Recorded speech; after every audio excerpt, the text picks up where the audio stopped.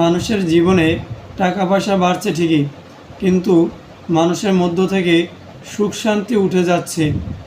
তা না হলে দেখুন, একজন সুপরিচিত মানুষ যাকে আপনারা সবাই চেনেন, হিরো আলম, তার জীবনটা কিন্তু অনেক ভালোভাবেই চলছিল।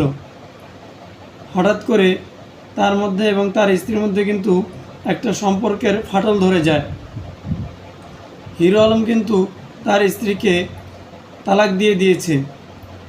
কোনো একটা কারণে হিরো আলম তার স্ত্রীকে তালাক দিয়ে দিয়েছে। এখন হিরো আলম তার স্ত্রীকে দোষারোপ করছে, আর তার স্ত্রী হিরো আলমকে দোষারোপ করছে। আপনারা যদি একটু খেয়াল করে দেখেন, মানুষের জীবনে টাকা পয়সা, ধন দৌলত সব কিছু বাড়ছে। মানুষের আয় রোজগার করাটা অনেক সহজ হয়ে যাচ্ছে, কিন্তু মানুষের জীবনে সবথেকে ইম্পর্ট্যান্ট যে জিনিসটা, সবথেকে বেশি দরকারি যে জিনিসটা, সেটা হচ্ছে সুখ। সেই সুখ কিন্তু মানুষের মধ্য থেকে উঠে যাচ্ছে।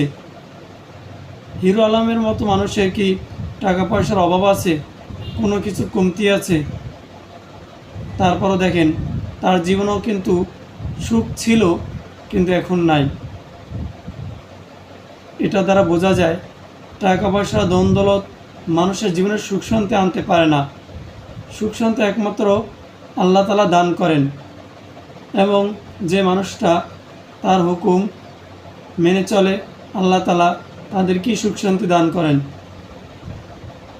টাকা পয়সা, ধন দৌলত মানুষের জীবনে সুখ শান্তি ফিরিয়ে আনতে পারে না।